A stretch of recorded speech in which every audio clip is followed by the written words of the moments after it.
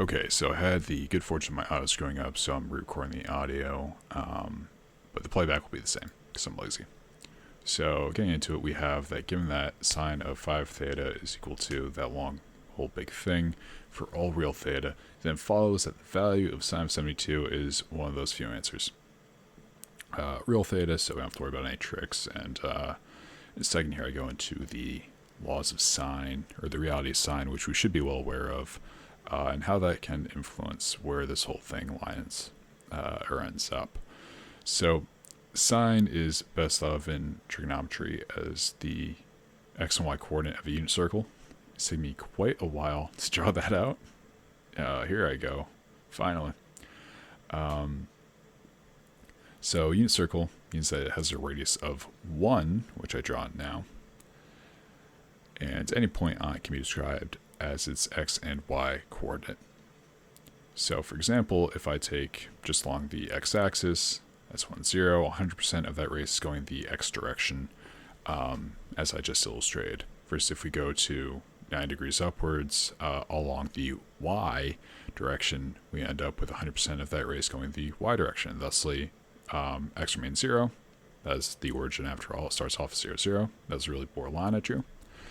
And we end up at the point 0, 1.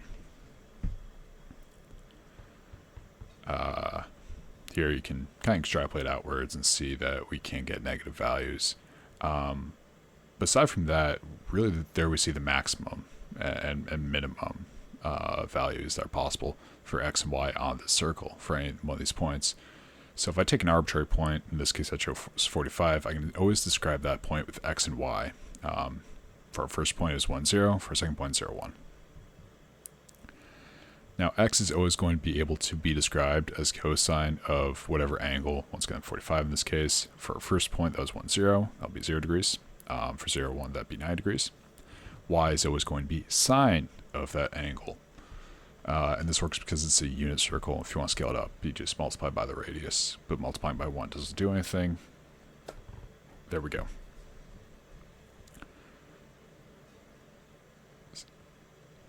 So yeah, that x would be cosine 45, sine 45 for the y. It gets very squished here, but hopefully I give up this kind of useless effort of trying to demonstrate this. Once again, for 0, 1, that point is going to be connected to 90 degrees. We're 90 degrees away from our 0 line, which is drawn in green there.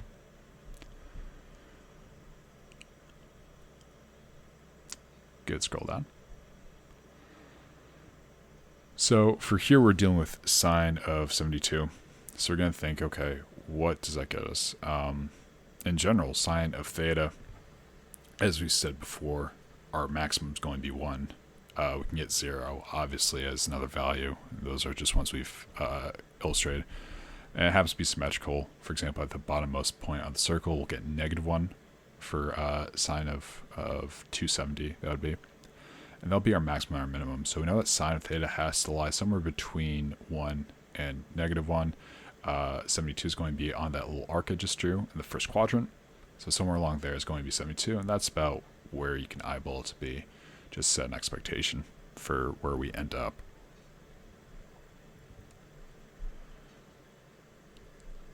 Sine of 0 is equal to 0. Sine of 90 is equal to 1. As we can see, sine of theta is always going to increase along that line, always increasing. So it follows linearly that then sine of 0, well, sine of 1 is going to be greater than sine of 0, sine of 2 is going to be greater than sine of 1, all the way up until 90. Then 90 it starts to go back down again. So 72, we can see that it's going to be larger. And there, I screw up zooming out, but see then that sine of 0 has to be less than sine of 72. It's lower down. Likewise, sine of 72 is going to be less than sine of 90. It is also lower down. Sine of 0 is 0. Sine of 90 is 1. I screw up and write sine of 90 here. Not going to edit it out. I'm annoyed enough I have to re-record the audio like this. Sine of 72 then somewhere between those two values. So generally, we're going to expect it to be closer than 1 But we know that can't be -1. We know it can't be -1/2. We know it can't be 2. We know it has to fall between being greater than 0 and being less than 1. I'm sure I'm going on a really long tangent here that I can't be bothered to imagine what I was bloviating about. I think here's where I finally get to the conclusion that it has to be closer to 90, which is not a crazy observation or anything. I just talk way too much. So, sine of 5 theta, and here I'm just rewriting the original prompt, is equal to 5 sine theta minus 20 sine of theta, right, squared. It should be cubed. And I also have to put parentheses around the whole thing, just so you know it's only that sine theta that's being squared. 16 sine theta to the 5th power. And here's where I realized my mistake. You'll see why I write sine squared later.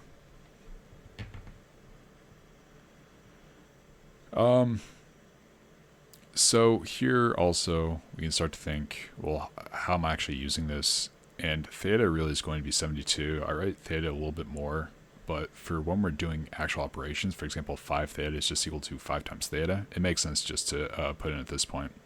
They also seem like fairly random numbers, 5, 72. What's going on there? The whole part was predicated on 72 being random. Well, 5 times 72 is 360. The amount of degrees in a circle.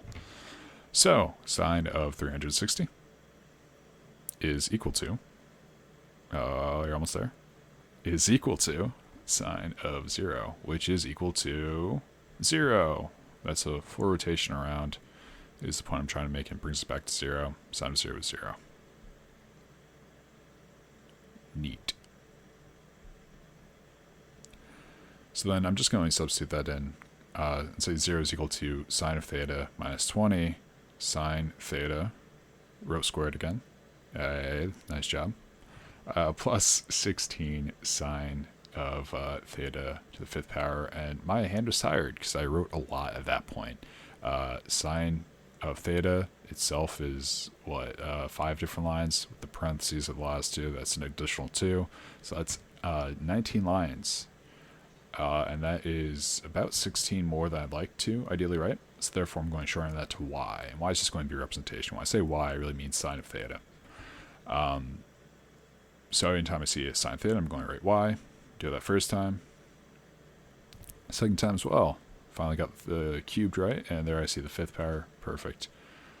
And also, math, visually, you want to keep it simple. Simple is where your hindbrain, your subconscious gets to notice a few things. And here I notice that each one of those terms has a y. And thus it can be factored out.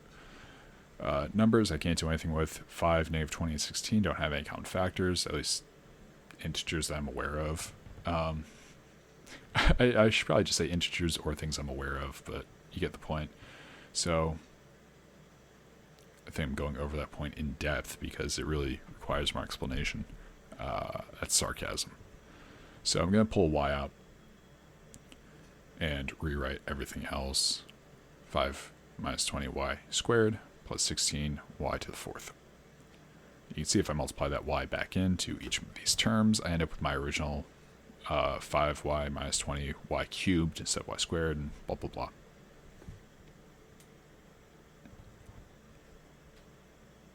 Can't imagine what I'm going on about now. I'm sure it's very interesting, and I'm sorry the audio makes me sound like a robot, so I had to re-record it. But ultimately, we have two terms getting multiplied together here. Our first term just being the y, our second term being 5 minus 20y squared plus 16y to the 4th. And anytime we have two terms multiplied together, for example, a times b equals 0, it gives us a hint about what's going on there. Either a is equal to 0, or b is equal to 0. Technically, it could also be both, but it's only one here. Because the more we think about what a is, our first term, that y, y is just equal to sine of theta. If you have a good memory, you might remember that's how we defined y. And if you have an even better memory, you might remember that sine of theta, in this instance, we're defining theta as being equal to 72. sin72, we just went on a whole big tangent trying to define what that is, and we remember saying that can't be 0. It has to be greater than 0, and also less than 1. And there's a visual for visual learners. An arrow, how helpful is that?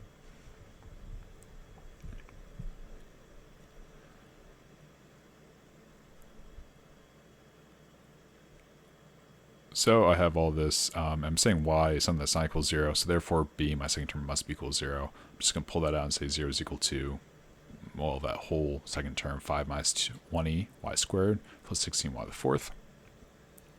And it might look different, but fundamentally it's saying the same thing mathematically.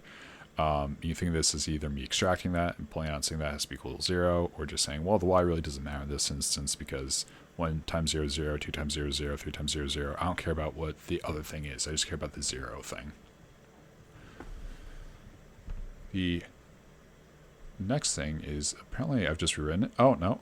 I've done something a little bit abstract here, which is to say that y to the fourth is just equal to y squared. And if that's not immediately clear why that's useful, it takes a little bit just working with math for a fair amount of time to kind of set these things up for yourself. It also means I get to write less lines. Instead of y squared, I just write to write an x, which is also 2 lines, but the shorter lines. So nice. I'm going to substitute that in. So y squared, so I write x. Y squared, I write an x squared. Hold on. And this is the point where anyone who's been through high school math, maybe middle school math also, should probably have alarm bells going off saying, hey, hold on. This looks like a quadratic. Or quad if you're lazy and can't write well. And what makes a quadratic is that it can be written in the form of a times x squared, there's a mistake, a times x squared plus bx, or b times x, plus c is equal to 0, where a, b, and c are just all arbitrary numbers. So in this case, we can see how that pattern kind of applies here. A is going to be equal to 16. You can see it's essentially the same thing. A times x squared, 16 times x squared, whatever gets multiplied by x squared is a. Here's the same thing, a little trickier because we have a negative 20, but we just make that negative 20. C is really easy, plus c plus 5. There we go.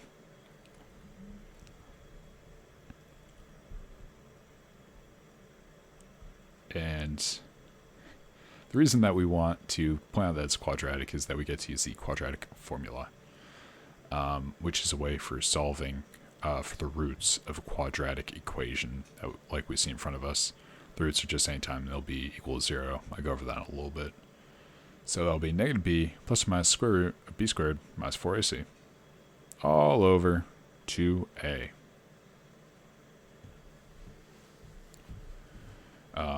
And those are just the a, b, and c that we have previously defined. So negative b is negative 20, so negative 20 will just end up being a positive 20. What am I doing?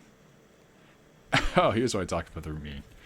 So the roots will give us, ideally this whole thing gives us 2 answers, one for the plus, one for the minus. So x1, x2. If we plug these back into the original quadratic formula, into the original formula, the original equation, we'll end up getting 0. So if we plug this back into 16x squared minus 20x plus 5, we'll get 0, and that's what we want. We want when that equals 0. And that'll be true for both of these answers. Sometimes you only get 1. Sometimes you get imaginary numbers, some really crazy things, but here it's fairly straightforward.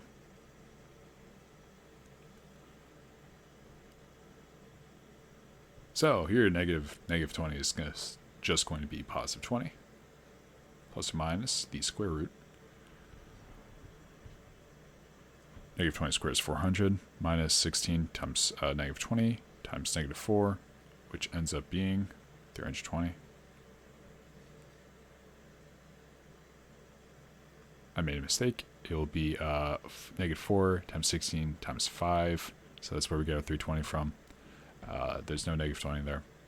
And then 2a is just 2 times 16. I try to draw a little box because it's getting visually a little crowded. That issue persists in the box. I won't speak to its effectiveness, but you can comment yourself. 400 minus 320, 80. Very funny 8. And from here, we're just simplifying it down.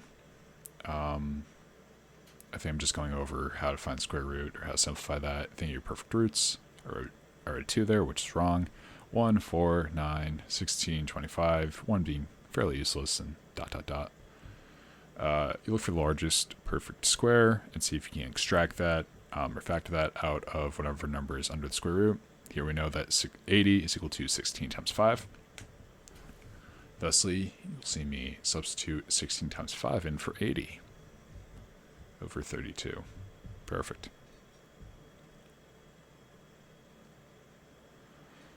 From here, we can split that up into just being 2 radicals, which is just a property of exponentials. Radicals are just exponentials where it's not an integer, but whatever. And I can simplify that radical 16 to just being 4. That's how we end up here.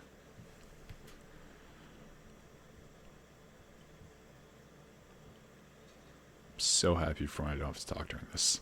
I'm talking for between mistakes I made editing or shooting this, and then also that lost audio for over an hour. It's starting to wear me out. I don't talk much, I suppose.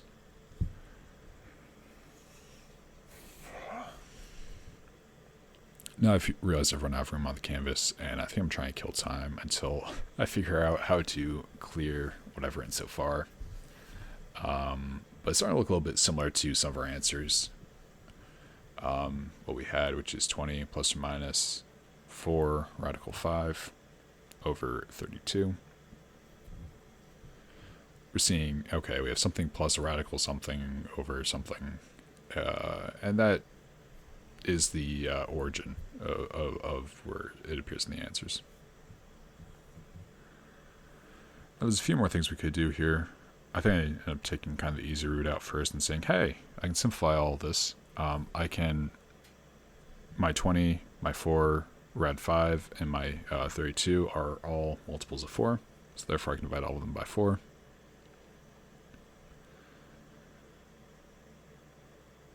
For some reason, I think I point out that 32 divided by 4 is 8. And that looks even closer to what we have there. The one issue, well, we know it's not 0. See earlier in the video for that. The only confusion we really have at this point with the innards of all those answers is we have pluses and we have minuses. We have a plus minus. We don't know if it's going to be plus or minus. So here the video cut out. I thought I wasn't recording. So is this where? Yeah, anyway, we have sin72.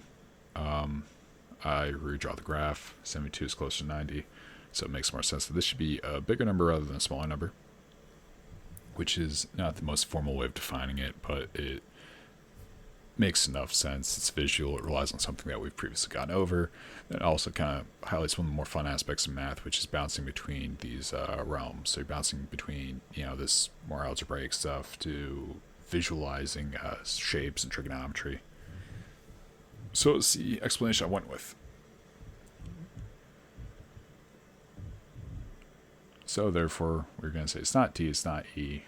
We're just going to simplify to 5 plus rad 5 over 8. Now this also does not exonerate us fully of our woes. Hey, we're still missing our radical. Now for this, we have to remember that we did not solve for sin72, which is what the question is asking for. We solved for x. X is equal to, I'm getting around to it, y squared.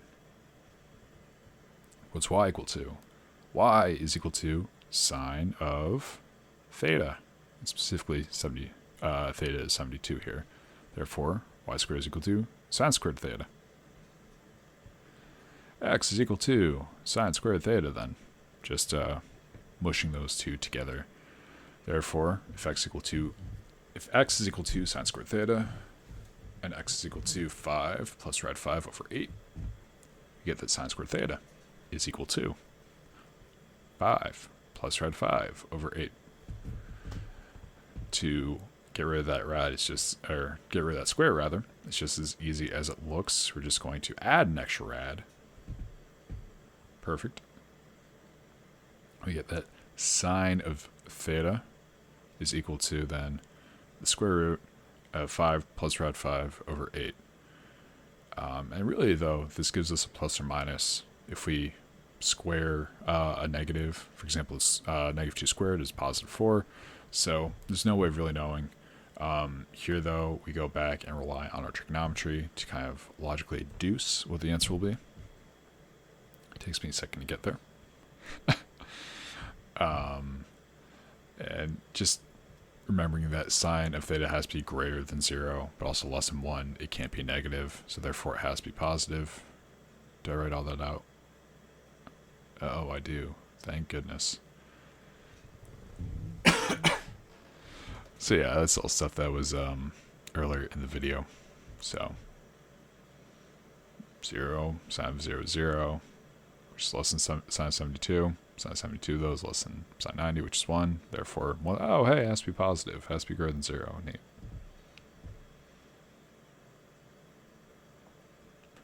Therefore, sine, do I finally write sine 72 here? I do. Sine 72 is equal to positive square root of 5 plus rad 5 over 8.